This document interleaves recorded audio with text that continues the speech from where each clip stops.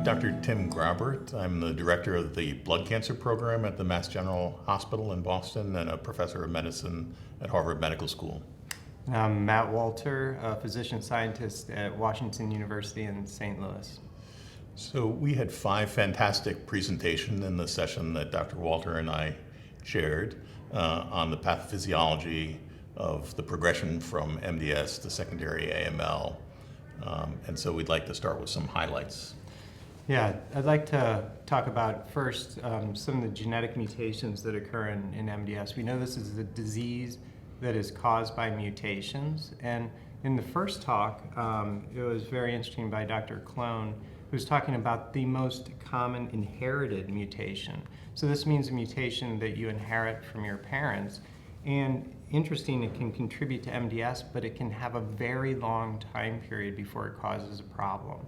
And so people that have a mutation in a gene called DDX41 can live with that mutation, and then they're at risk of MDS, but not until they're in their 50s, 60s, and 70s.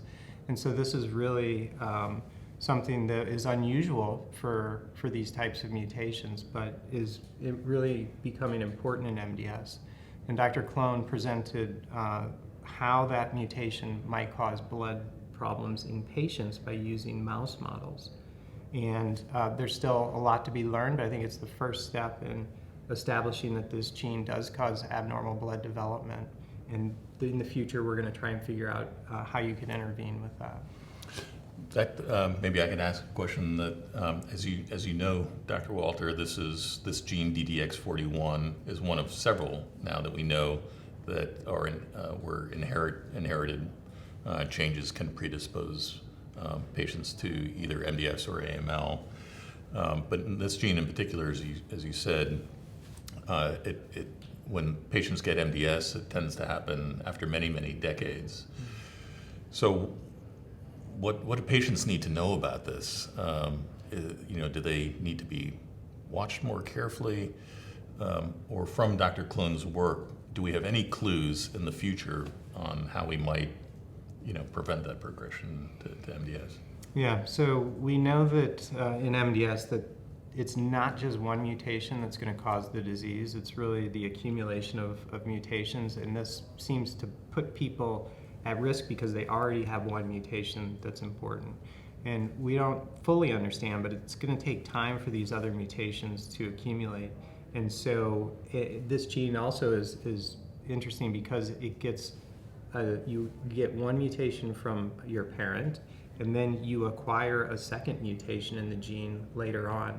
And that seems to also make the blood counts worse, potentially, in somebody. But there's other mutations that need to be added in there to probably give you full-blown MDS. Mm-hmm. I think from a patient standpoint, what's important now that we know that this gene occurs in MDS, and you may get that result, is that this could have implications for your family. So most physicians now, when these results are coming back, everybody is getting counseled and the opportunity to talk, how could this impact my family? Mm. It's important to say that other genes in MDS don't really follow this pattern, and largely you don't need that counseling, but this gene in particular, you do. Interesting. So really important work and interesting, but it sounds like it's maybe we're some years away from understanding it in enough detail that we could potentially intervene and stop the progression, prevent the progression. Yeah. What about the second talk? What did you find interesting there? Yeah, so Dr. Farrell from Vanderbilt University was looking again at the genetics of MDS. So by that, I mean he was taking MDS cells and he was looking at what the gene mutations were in those cells. But he used an interesting technique where inside the bone marrow of MDS, MDS is a blood cancer, but it's not just one population or collection of cells that are all identical to themselves. There are cells in there that are mutant and competing with each other. And what he was able to use a technology where he looked at individual single cells to see what the mutations they had versus their neighbor, and try and understand why some of those cells went on to cause acute myeloid leukemia. We know in about a third of patients, 30% of patients, will go from MDS to AML. And understanding who might be at highest risk for that and why their disease changed to AML would be important. Using these single cells to look at that gives us a really better insight into that. How we could use this in the future, I think if we could understand some of the general rules of who is going to be at the highest risk, could we monitor people along the way and maybe introduce a new treatment or a treatment earlier than you would otherwise, than just watching and waiting? Yeah, I thought that was a really interesting study. I guess there's some similarities to Dr. Klohn's study, the first paper, in that we're kind of at a stage in both of these stories where, you know, it's kind of a ticking time bomb where we know that, you know, bad things can happen later, and we want to prevent that. But this kind of very basic mechanistic work needs to happen first to really understand the process before you can think about intervening. So it was clear that that's where he's headed with his research, but it sounds like it's still a ways away. Yeah, and knowing that the mutations occur in these MDS cells, we want to understand how they cause the disease. But there's another interesting twist that we can use is once we know a mutation exists in MDS, even if we don't know exactly how it's causing MDS, maybe you could use it as an Achilles heel to kill those cells. And so I thought one of the talks was getting at that. Yeah, absolutely. The third talk was by Dr. Haidang Nguyen, who's a newly minted junior faculty member at the University of Minnesota, who's really a basic scientist, not a clinician, not a physician scientist, and an expert in how the body responds when our DNA gets damaged. How does it get damaged? Sometimes it's just errors, accidents, just happens by chance as we copy our DNA and make new cells. Or sometimes it's damaged because of some insult, something toxic that you're exposed to, or even something that we as physicians give patients. Chemotherapy or radiation can damage DNA. So there's a whole field of research around the body's response, so-called DNA damage response, that protects our DNA from accumulating this damage, which can lead to malignancy. So he's an expert in this area, but has a very translational focus. He's really thinking about how can we exploit these mechanisms to develop new therapies for patients with MDS and secondary AML. So his talk focused on a really new finding that his group has really led, showing that in a particular type of MDS, which is pretty common, as you and I both know, about half of patients with MDS will have a mutation in a gene called a splicing factor, RNA splicing factors. These are very, very common mutations in MDS. And right now we don't have any really approved specific therapies that target that class of MDS. It's again, a large group of patients. So Dr. Nguyen and his collaborators have shown that the splicing factor mutations seem to confer sensitivity to drugs that are already FDA approved and in the clinic for other reasons. These are the class of drugs called PARP inhibitors, PARP, that are widely used in the treatment of, for example, breast and ovarian cancer. And he did just a kind of an open-ended screen to ask the question, are these MDS cells with splicing factor mutations sensitive to any particular inhibitors of this DNA damage response pathway, and found that the PARP inhibitors were a really strong signal. And again, he's a scientist. He's studying this in basic mechanism. Why is this happening? What confers the sensitivity? Because these MDS patients the reason that breast cancer and ovarian cancer patients respond to these drugs, that particular story does not apply in MDS. So this is a completely new paradigm, a new reason why perhaps these drugs could be used in this patient population. So I thought that was really interesting. And I think it could, is this something we could see moving into clinical trials in the near future? Yeah, I certainly hope so. And as you know, we're working together with him, both of us, to try to get this into the clinic. I think we need more laboratory work. We really need to nail this down and show convincingly that these drugs work in this class of patients with MDS in laboratory models. And then, build a body of evidence that's sufficiently compelling that all the regulatory agencies and funding agencies and so forth would approve moving forward with this. And so that's something we're all working on very hard. And I hope that, in the near future, this could be translated. The key difference being we're talking about repurposing a drug or one of the number of drugs that are already available, FDA approved and available for other indications. It's sometimes a shorter path to moving them into a new indication. Yeah, and I thought another interesting area that we heard about in the talk today was how mutations in cells that are we see in patients with MDS, they're important and they can cause and drive this disease, but there are other things that cooperate with this. That's right. And these are things that are sort of that we are experiencing. It could be infections, something called chronic inflammation.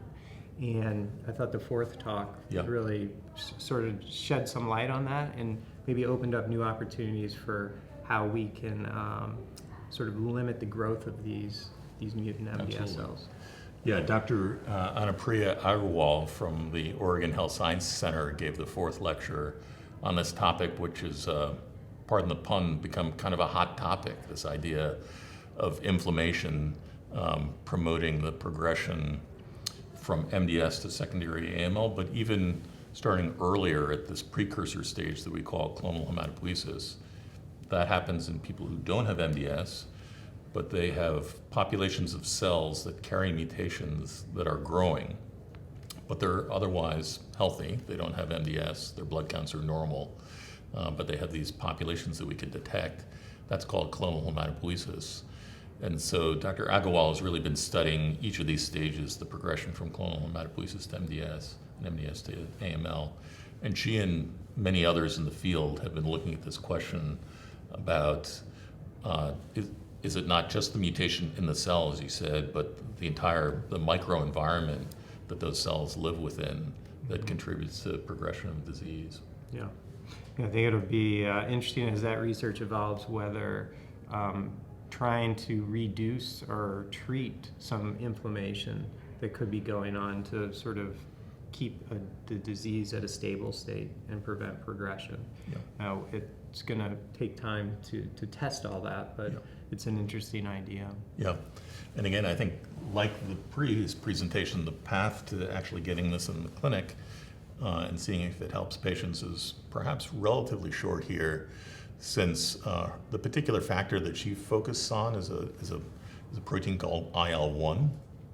So she found levels that are elevated and it exposing, in this case, mouse models to high levels of IL-1 was a driver, promoted the expansion of these cells.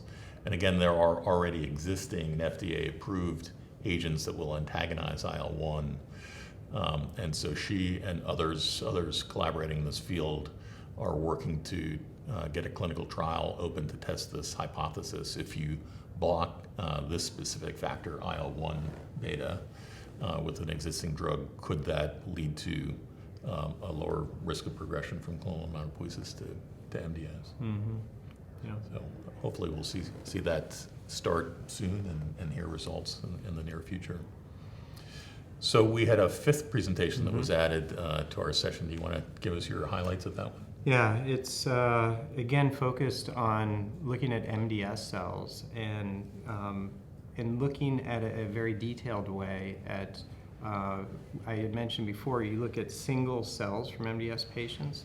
You can look at their mutations that are in those cells and how they compare to their neighbor and how they might compete with each other.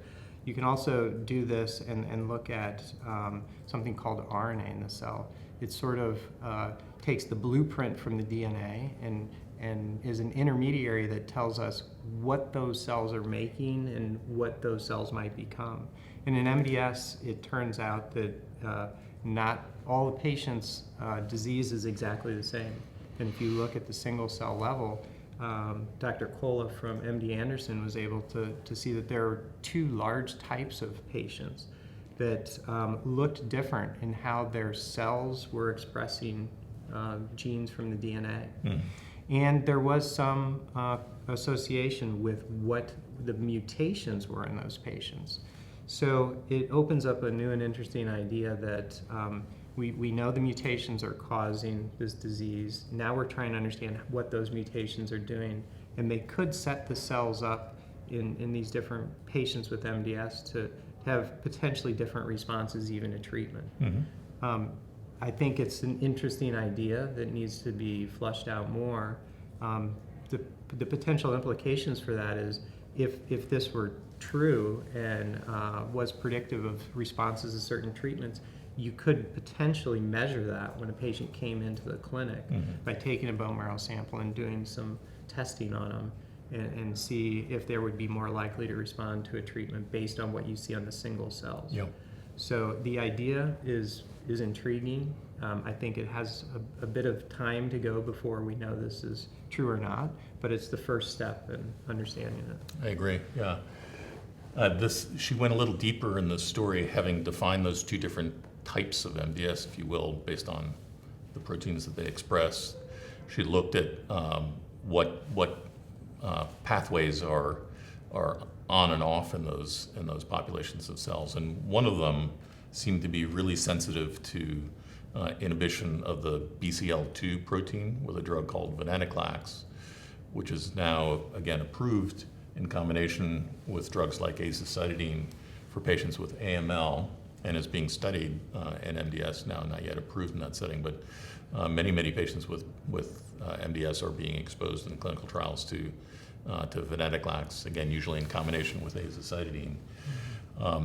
And so, as Dr. Walter said, this is really pointing us towards kind of a precision medicine approach where perhaps we could use tools like this to identify patients up front who are more likely to respond. So we'd encourage that line of therapy, or equally important, patients who are less likely to respond.